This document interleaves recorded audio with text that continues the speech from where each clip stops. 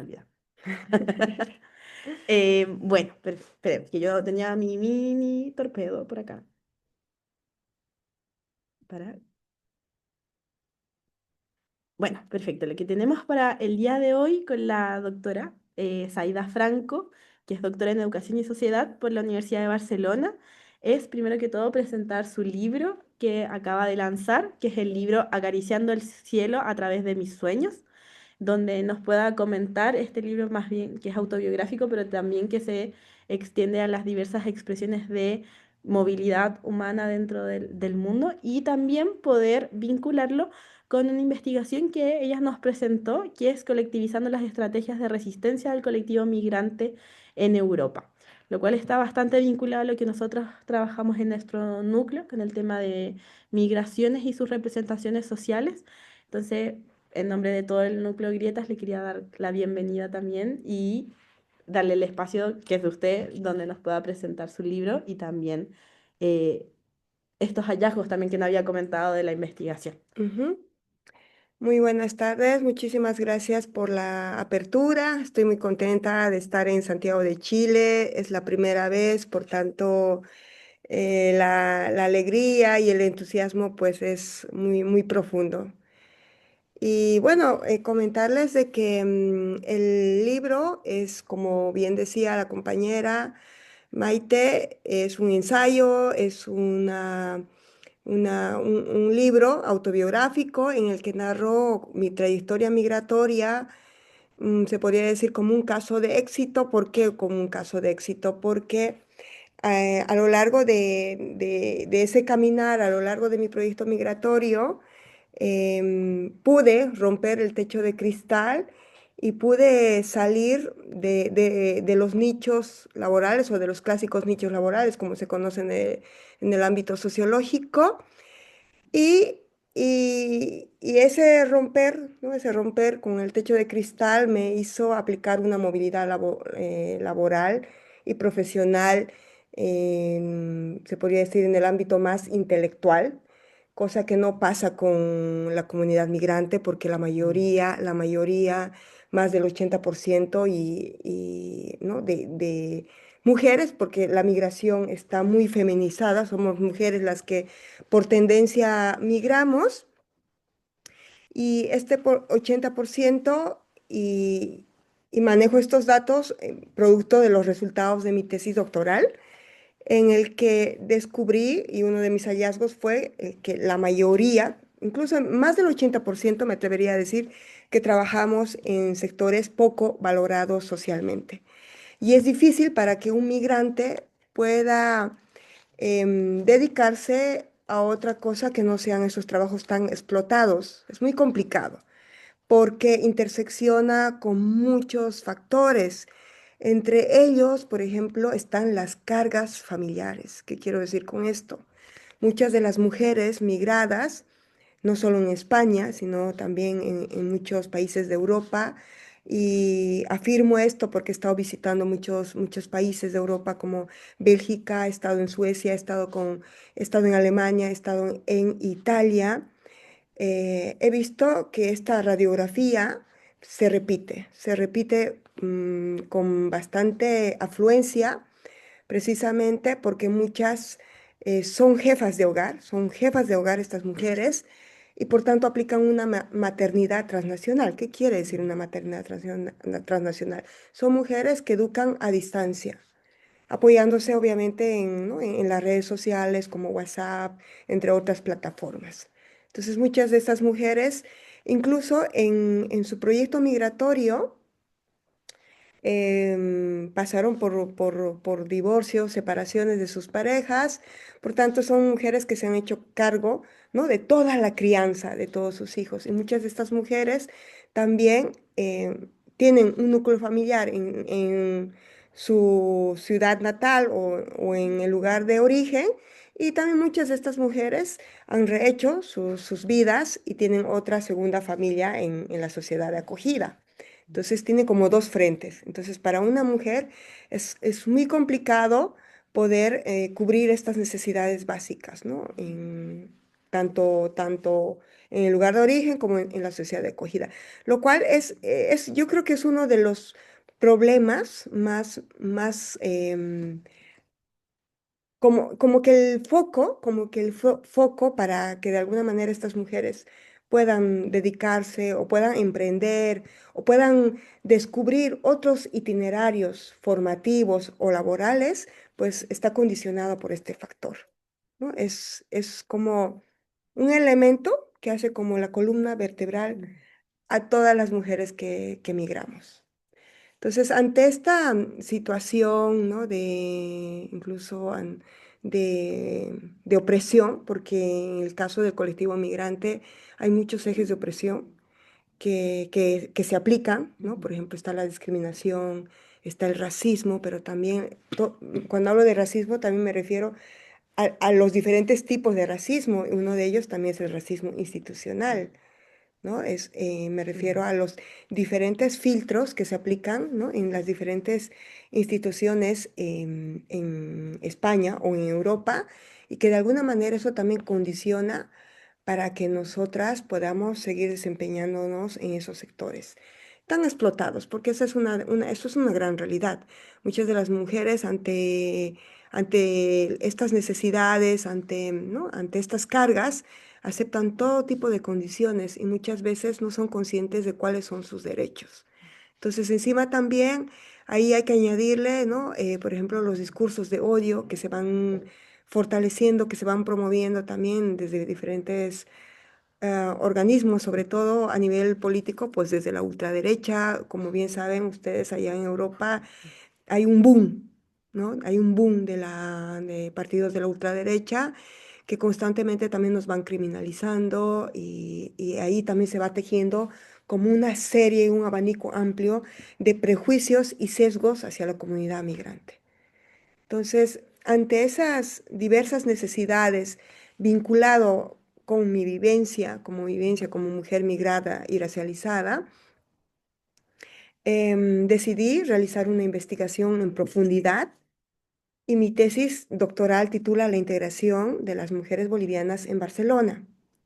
Esta tesis doctoral a mí me ha permitido tener una radiografía completa de las mujeres bolivianas. Sin embargo, también los hallazgos y los resultados perfectamente se pueden traspolar a otros colectivos, porque tenemos muchos elementos común, aunque es cierto que cada comunidad migrante, ya sea chilenos, venezolanos, tienen sus propias características, tienen sus propias casuísticas, pero también hay elementos que son transversales a cualquier colectivo migrante, ¿no? Entonces, terminada la tesis doctoral, pues nunca he perdido el vínculo con la comunidad migrante y justamente también esos años, ¿no? Esos primeros años que se traducen en 10 años de precariedad, ¿no? De estar como invisible ante la sociedad, pues he sido de las pocas, digamos, que he aplicado una movilidad laboral, ¿no? Diferente a la que yo durante 10 años ejercía. O sea, ahora mismo mi trabajo es más intelectual, soy investigadora del grupo de estudios de inmigración y minorías étnicas y luego también estoy como profesora en la Facultad de Educación de la Universidad de Barcelona y nunca he perdido el vínculo con mi comunidad migrante.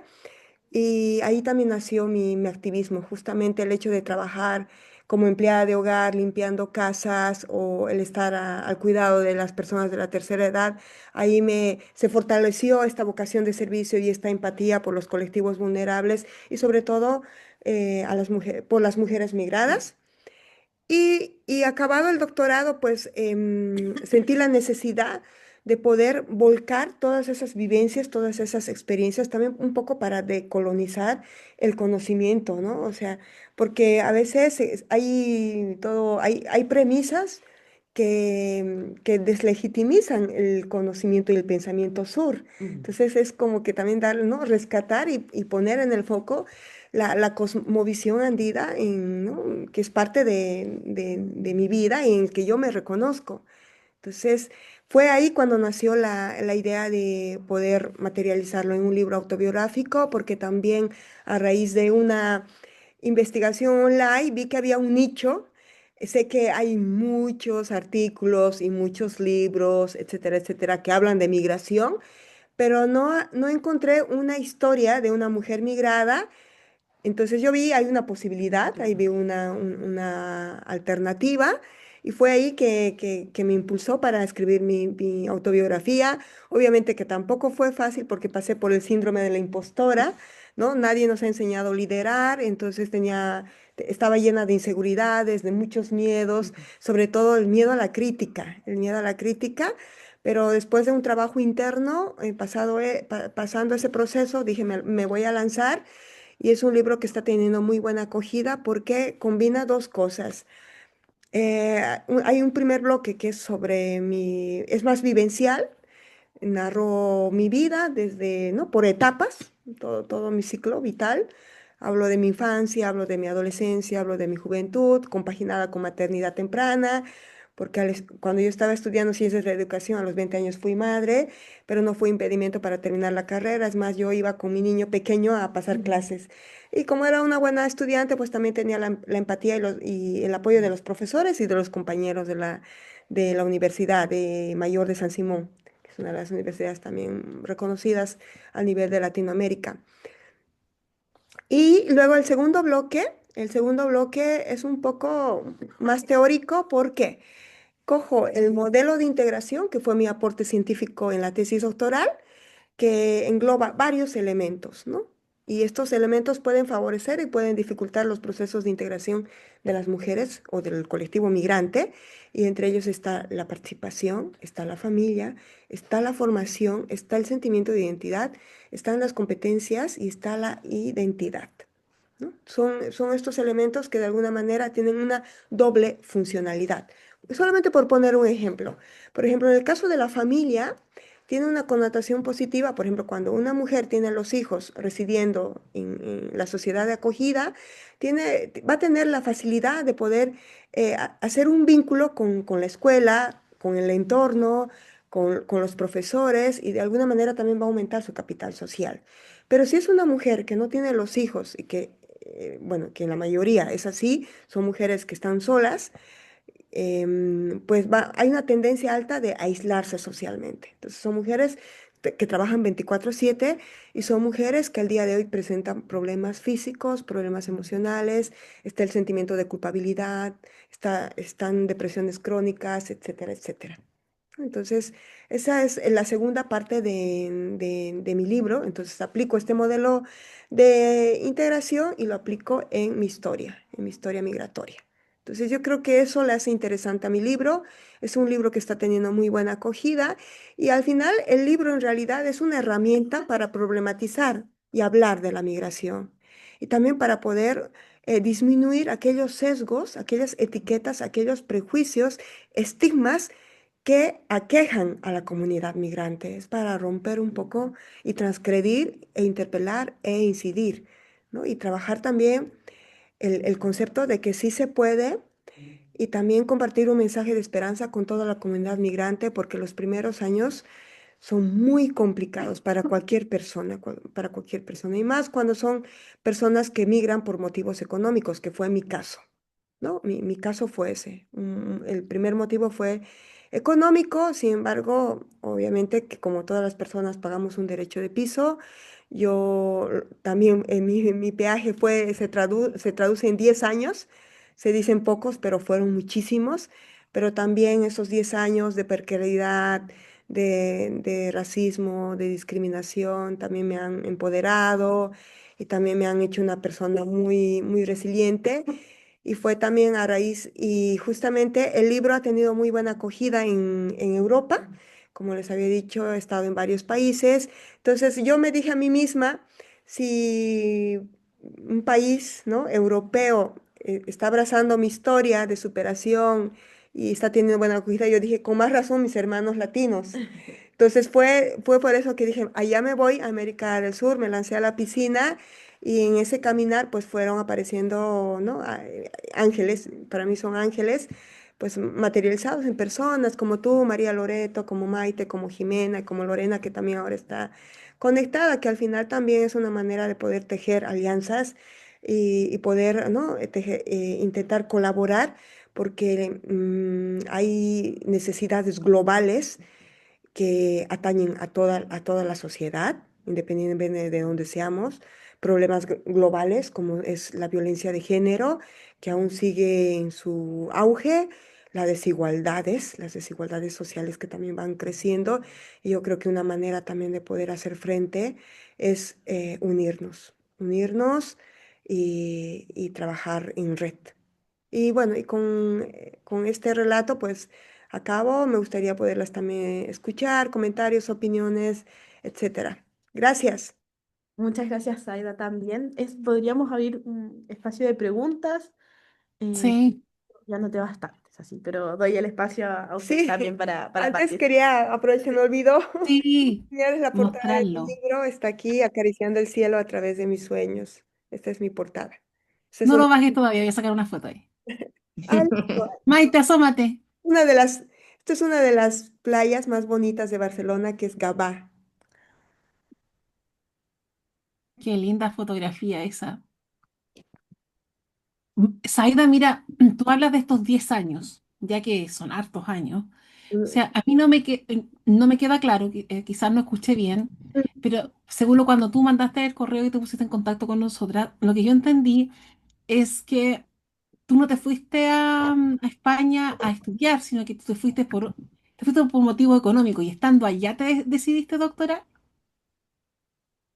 Sí, sí, sí, correcto. Yo había terminado la carrera de Ciencias de la Educación en la Universidad Mayor de San Simón, y justamente el 2000 a 2005, Bolivia estaba en crisis como ahora, porque yo estoy viniendo de Santa Cruz de la Sierra y estamos con una fuerte inflación y me da mucha impotencia. Tengo 45 años y hay muchas cosas que no cambian en mi país, que seguimos ahí patinando. Y claro, si yo no salía de Bolivia, probablemente quizás ahora mismo hubiese estado al frente de un comercio, probablemente, porque aún en Bolivia más del 80% se dedica a la economía informal, Sí, más del 80%. Entonces, yo veía ahí pocas posibilidades de promocionarme laboralmente y profesionalmente. Fue cuando decidí migrar, un poco por un efecto llamada, porque mi hermana ya estaba en España hace 3, 4 años, y ella me decía, hermana, vente aquí, aquí vas a trabajar cuidando personas de la tercera edad, eso sí, vas a ganar bien. Claro, para mí también en ese momento mis ojos me brillaron como Candy Candy, porque estábamos hablando de 1.000 euros al mes. Obviamente que también es un trabajo pesado, ¿no? sí, sí, Porque estás encerrada y estás al cuidado de personas con muchas enfermedades. Es duro sí, sí, también. sí. Y al final también las mujeres se enferman, Mm, ¿no? Porque hay una dependencia, etcétera, etcétera. No tienen tiempo para el ocio. Y hoy en día, pues muchas de esas mujeres tienen problemas, ¿no? Esa es una triste realidad. Entonces fue cuando yo decidí migrar. Obviamente que allá el primer obstáculo es ¿no? Estar sin documentación, porque el término ilegal no me gusta para ajá, nada, porque yo creo que nadie es sí, ilegal, ¿no? Todos tenemos derechos a movernos, y siempre ha sido así, desde siglos atrás. Entonces es parte de la condición humana.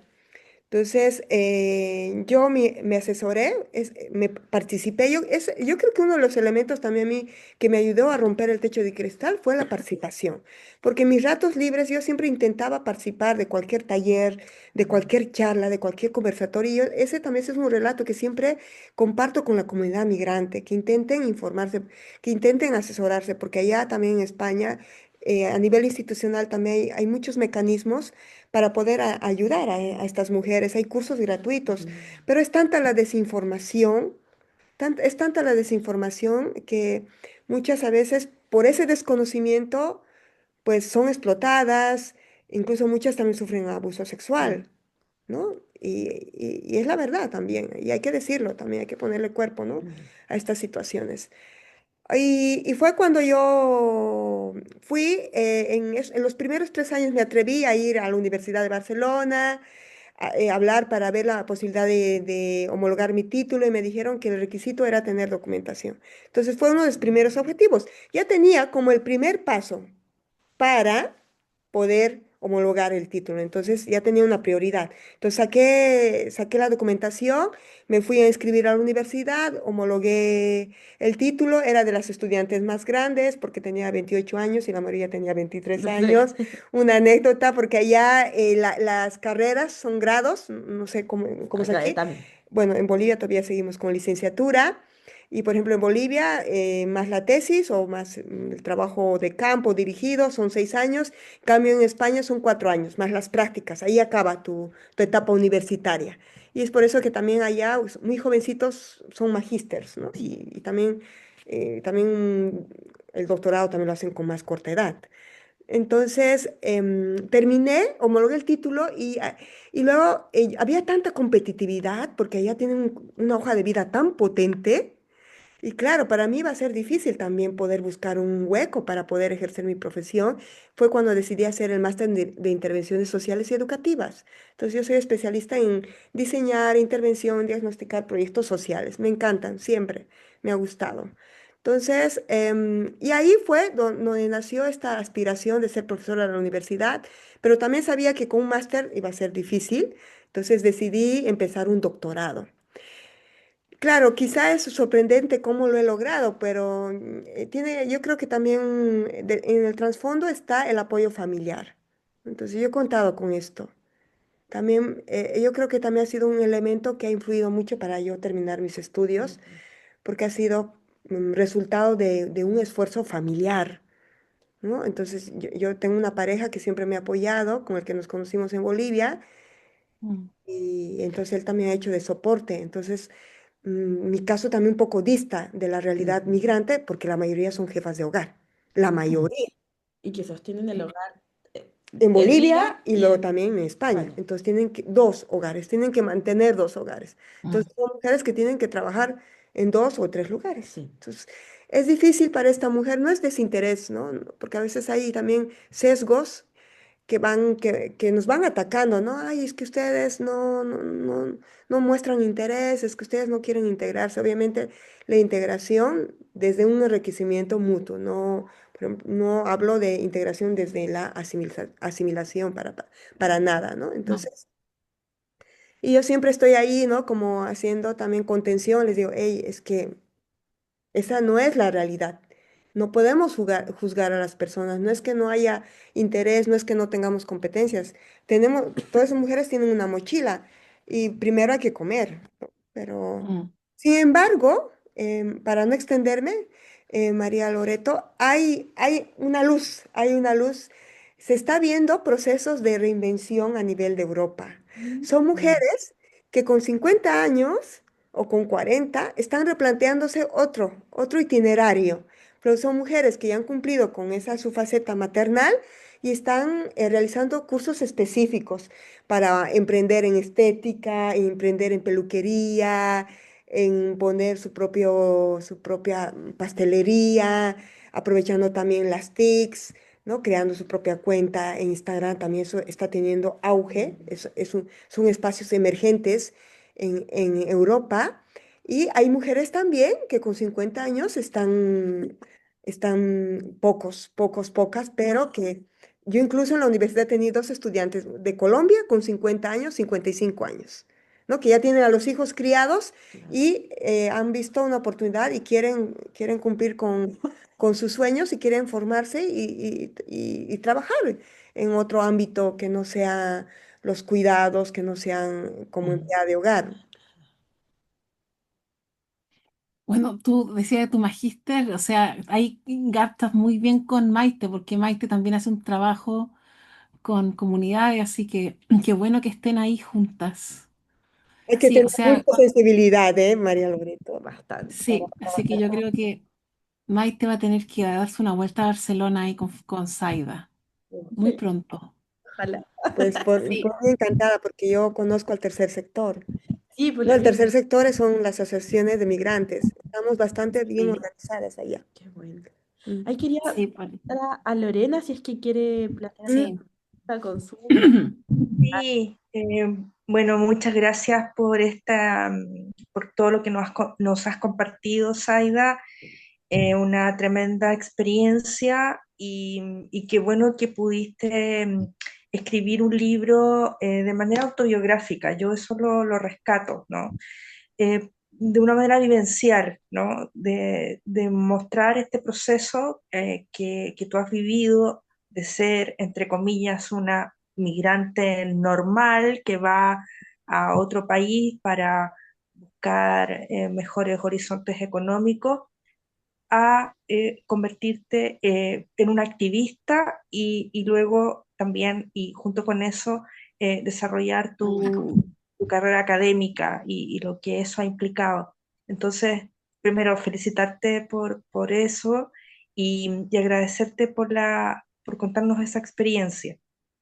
Yo estaba reflexionando al escucharte respecto del tema de los cuidados, ¿no? En donde las mujeres migradas tienen que cuidar a dos hogares en algunos casos y trabajar mucho en otros países, trabajar mucho como cuidadoras a su vez, ¿no? Como parte de eh, de la mano de obra que tiene que ver con los cuidados, ¿no? Cuidados de gente adulta mayor, cuidados de niños, ¿no? Y la feminización de la migración también como un fenómeno que creo que es bastante más universal de lo que se suele pensar, ¿no? Entonces, te quería preguntar eh, si en este proceso eh, tú sentiste que tú también tu labor de cuidadora, digamos, como mujer que tiene una familia y cuya familia te apoyó, pero si sentiste que había a lo mejor una suerte como de contradicción o de deuda, ¿no? Y estas luchas que tenemos las mujeres de estar en estos espacios que son a veces contradictorios. Entonces, ¿cómo, si eso alguna vez te generó alguna complicación, algún obstáculo y cómo lo superaste o cuáles pudieron ser los mecanismos que dijiste, bueno, yo tomo esta decisión y no significa que abandone esta otra parte de mi vida, ¿no? Eh, ¿Y cómo lo has visto con otras mujeres migrantes migradas, mejor dicho, en Europa, frente a estas situaciones, ¿no? Las mujeres solemos ser muy culposas, ¿no? Entonces sentir que nuestros proyectos a veces van en contra de los procesos de lo que nos dicen que tiene que ser. Entonces, cómo lo viviste tú en ese sentido? Mm, una pregunta que muy interesante que también, mira, me ha tocado vivir en primera persona, porque recuerdo que cuando yo llegué, lo que menos quería era trabajar cuidando niños. En mi caso, ¿por qué? Porque yo decía, ¿cómo voy a cuidar hijos o hijas? ¿No? Ese era mi pensamiento y mi sentir de otras personas o de otras familias ajenas. Entonces no me veía capaz de cuidar niños. Sin embargo, conversando con muchas mujeres migradas, entonces el cuidar niños era como llenar ese vacío, ¿no? Ese vacío maternal. Entonces ella necesitaban estar en contacto con niños precisamente para llenar ese vacío o esa carencia emocional, ¿no? Por ejemplo, el tema de los cuidados, por ejemplo, yo algo que he visto y observado es que muchas mujeres migradas tienden, por ejemplo, a crear cierta dependencia con las personas de la tercera edad, ¿no? En el sentido de que hay muchas que llegan a encariñarse, con la persona, ¿no? Con las personas que cuidan y también de alguna manera eso les pasa factura. En qué sentido?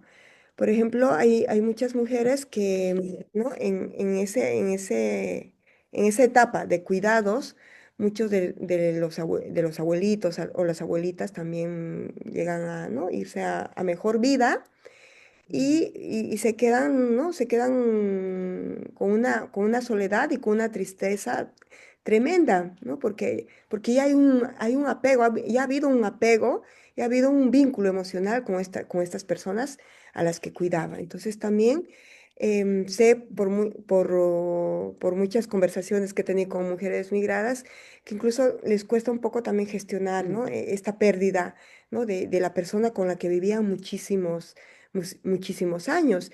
Incluso también hay situaciones en las que ¿no? El tema de los cuidados se focaliza en, ¿no? en las personas de la tercera edad y te olvidas un poco de ti, ¿no? Y eso al final también pasa factura porque por una cuestión también de pena, de empatía, muchas de las mujeres migradas, por ejemplo, eh, les cuesta desvincularse. Por ejemplo, incluso muchas tienen que renunciar a sus horas de descanso precisamente porque hay una cierta pena de dejarlos solos o solas. Entonces se olvidan un poco de ellas, ¿no? Entonces, a la larga, se ha visto con los años que al final eso también tiene sus efectos a nivel psicológico, a nivel emocional y a nivel físico. Entonces también en muchos talleres que se van gestando en Barcelona, ahora por ejemplo está como un tema emergente que se está trabajando incluso desde las instituciones, desde el gobierno, el tema de los cuidados. Incluso hace un par de años estábamos con un eslogan, nosotras cuidamos. ¿Y quién cuida de nosotras? ¿No? Era un eslogan que se estaba trabajando desde las instituciones para también crear esta cierta conciencia de que hay que poner límites, ¿no? Hay que poner límites en el tema de los cuidados. Ujú. Maite, Isaida y Lorena, ese tema de los cuidados, fíjate tú que un compañero mío del doctorado, yo estudié acá en Chillán, em, tenía a su madre muy anciana, él era kinesiólogo, y me comentaba que una de las cuidadoras de su madre era una persona, era una mujer, creo que colombiana. Entonces, él me dijo, ¿sabes? Me dijo, porque él también conocía mi situación. Entonces me dijo, Loreto, ¿sabes que son muy buenas cuidadoras? Me dijo, y además porque tienen unas condiciones de carácter, me dijo, muy alegres, como otro carisma. eh, que eso ayuda mucho, es grato para las personas de tercera edad. Eso me hiciste recordar, Isaida, con la pregunta que te hizo Lorena.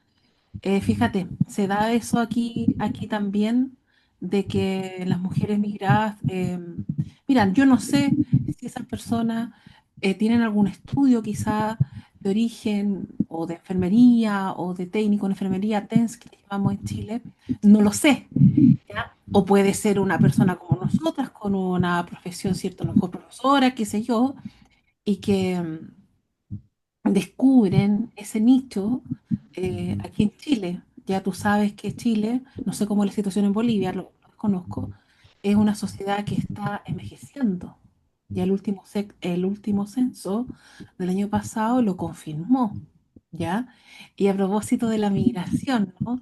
Están naciendo más niños de padres extranjeros que padres chilenos. Yo estudio los temas relacionados con migración y escuela, ya, y también ahora con el fondo, sí, con la formación inicial, ya, entonces son temas que también me interesan y muy interesante lo que tú estás diciendo respecto a los cuidados. Y yo te quería hacer una pregunta quizás más de nerd, digámoslo así, más porque tú hablaste de un modelo. Tú hablaste de un modelo que trabajaste en tu tesis y que está ahí también en tu libro. Mira, eh, yo tengo una pregunta respecto de cómo, porque tú te doctoraste en la Universidad de Barcelona, si tú tuviste que romper algunas barreras ahí respecto al tipo de investigación que tú querías desarrollar entonces en tu tesis doctoral, porque en el fondo también tenía que ver más con una autoetnografía, entiendo yo. Tenía que ver con tu biografía. ¿O estoy equivocada? No, no, no, no, no, no tanto, no tanto, no. En Ya, ese momento era simplemente indagar en la migración, pero también, obviamente que también entró como una parte vivencial, y porque también no había muchas investigaciones sobre el colectivo migrante de bolivianas, no había, no había. Entonces dije, mira. qué mejor una boliviana que ha pasado Mm, por esta experiencia que pueda teorizar, ¿no? mm, Teorizar todos estos procesos, todas estas dificultades que nos encontramos, pues cualquier mujer migrada. Ujú. Yo en ese mismo Sí, Maite. tenía una pregunta que era la que más quiero Ujú, realizar, pensando como en la experiencia del libro, como cómo llevar esta experiencia que puede ser más bien, puede ser identitaria, ujú. a una experiencia comunitaria también, cómo la abrimos más allá de solo su trayectoria, sino cómo se encuentra con otras trayectorias migrantes, pero también cómo acompañar trayectorias migrantes que capaz están llegando o ya están para tener este tipo de experiencia. Y que no sea usted un poco como el caso único. Sí, Mm, sí, sí, afortunadamente no, no soy el único caso. Ujú. Pero aún nos falta también mucha presencia, ¿no? En espacios de poder Ujú. al colectivo migrante. Por ejemplo, hay pocas mujeres que están, por ejemplo, en espacios políticos, que también estaría Mm, muy bien porque las políticas migratorias cada vez se van radicalizando en mm, Europa. acá Y igual. claro, y se van proponiendo mil cosas que no tienen sentido y que no se ajustan a las necesidades. Y luego también hay poca representación en la academia, por ejemplo. En la academia hay poca representación. Es más, es una de mis preocupaciones Mm, porque yo, por ejemplo, en la facultad, o sea, en el departamento donde trabajo, somos en la plantilla 110 profesores y somos dos mujeres bolivianas que damos clases. La mayoría wow. son autóctonos, luego también hay unos cuantos chilenos, creo Ah, que cinco o seis. pero igual es poco. Sí, sí, o siete, Ah, pero bolivianas dos. Y luego mexicanas también hay, peruanas dos, o sea, hay una minoría étnica poco representativa. Entonces también me preocupa mucho porque veo que todavía nos falta mucho para que la comunidad migrante pueda llegar a, pues, a espacios, ¿no? Donde, en la academia, en la literatura, aún hay mucho por hacer. Entonces también me preocupa porque en los 8 años de docencia que llevo, este año al fin me he encontrado con dos estudiantas de bolivianas, pero bueno, son segundas generaciones, pero igualmente, después de 2 años, pero son dos wow. en la Facultad de Educación. O sea, hay mucho por hacer todavía. Entonces, la idea también, y es que también a tu pregunta, Maite, hay muchos casos ¿no? de mujeres que han podido romper el techo de cristal, pero son mujeres que también prefieren tener un perfil bajo y que también es mm, totalmente legítimo.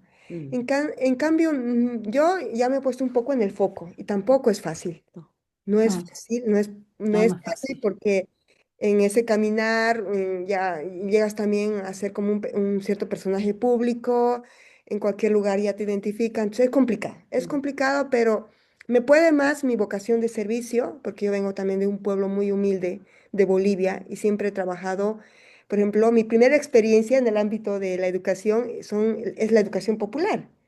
Yo hacía educación popular con niños y niñas que se quedaban, o sea, eran niños y niñas de padres comerciantes. Entonces estos niños mm, se quedaban solos en sus casas y sus papás, pues, ¿no? Desde muy tempranito hasta la noche no estaban en casa. Entonces había un programa de educación popular donde nosotros, pues, realizábamos diferentes talleres, excursiones, hacíamos actividades lúdicas, etcétera, etcétera. Entonces yo ya de por sí yo llevo en los genes, ¿no? Este activismo y esta vocación de servicio. Bueno, Entonces, Maite también trabaja en educación popular, así que pues yo creo claro, que es se que ha hay que tener encontrado aquí. mucha sensibilidad. No es fácil no, porque trabajar con los colectivos vulnerables tienes que Sí, ver y escuchar muchas mucho. cosas delicadas y muy Sí. complejas y también hay que estar muy bien de aquí, de todo. porque de todo, porque si no también te puede pasar factura. Sí. Alguna vez también yo he escuchado mm, situaciones muy horribles y había un momento que también ya como que me estaba queriendo deprimir y dije, "Zaida", ¿no? Entonces también yo creo que para el investigador tiene que saber también, tiene que ser capaz como de Mm, poner límites. Es complicado, pero mm, es un muy complicado. Bueno, también Saida, eso. y el tema del racismo, sabes tú que a mí eso me inquieta, por ejemplo, tú has tenido vivencia, espero que no, en el contexto universitario. Ya tú como docente, como catedrática, eh, lo has percibido a lo mejor de una forma sutil, ya sea con tus pares o con los estudiantes. Sí, sí, sí. Afortunadamente, desde las escuelas en España, no sé cómo será este tema en otros países de Europa, pero en España hay todo un enfoque de interculturalidad, hay Sí, todo, entonces eso de alguna manera también hace que la sociedad esté más receptiva, ¿no? Sí, También el tema de la perspectiva de género también cruza el ámbito escolar, el ámbito universitario, pero sin embargo también hay grupos minoritarios que también ¿no? De alguna manera, o sutilmente, porque también me sería como difícil como darte un ejemplo concreto. objetivo, ¿no? Objetivo, pero sí lo he sentido. No están acostumbrados a tener la comunidad autóctona a tener una profesora racializada, Mm, ¿no? Entonces, también llama la atención, claro. llama la atención. Y recuerdo la primera, la primera clase, hace ya muchos años atrás, que los estudiantes se pensaban que yo era la chica, la señora de la limpieza, Wow, ¿no? A un principio. wow. Y claro, cuando les dije que yo era la profesora, vi cara de sorpresas y de, ¿no? Y de, a ver, ¿cómo es esto? ¿Qué está pasando? Pero bueno, al final es una minoría, pero también hay como, ¿no? También otra situación sutil de que a veces yo siento, o me siento, quizás también es una cosa mía, de que siento que tengo que dar más, Mm. más que, siento que me tengo que esforzar más, siento que tengo que dar más de lo que puedo, ¿no? Porque no paso desapercibida, no paso desapercibida en la universidad. Saida, agradecer bastante por esta instancia. En honor a la hora también van a ser las 7 de la tarde. No sé si hay con alguna frase, comentario o algo que le gustaría como poder cerrar como esta instancia con el núcleo. Sí, bueno, yo me gustaría realmente agradecer porque como sé que esto se va a proyectar en YouTube, agradecer la solidaridad de mis hermanas y hermanos latinos. La semana pasada he estado en Perú, en Lima, y en ningún momento gente que no me conocía de nada siempre me ha acompañado de un sitio a otro y también ha sido llegar a Chile y me he sentido también muy arropada, muy abrazada. Y al final también nuestros países pueden estar tan mal, pero yo creo que hay que poner en valor la sororidad, la solidaridad, la empatía y la hospitalidad de nuestra comunidad. Perfecto. Muchas gracias, Saida, y también a todas. Justo se sumó Gislaine. sí. Yo quiero sacar de nuevo las fotos porque salió Claro, movida. Ya, entonces si Ghislaine también puede encender su cámara, que también hace días que no la veo. Y el libro, va en movimiento. Yo sabía que Ghislaine iba en movimiento. Así que de verdad, Zaida, ha sido un gusto oírte. Hay mucho que aprender de ti. Ha sido emocionante escucharte.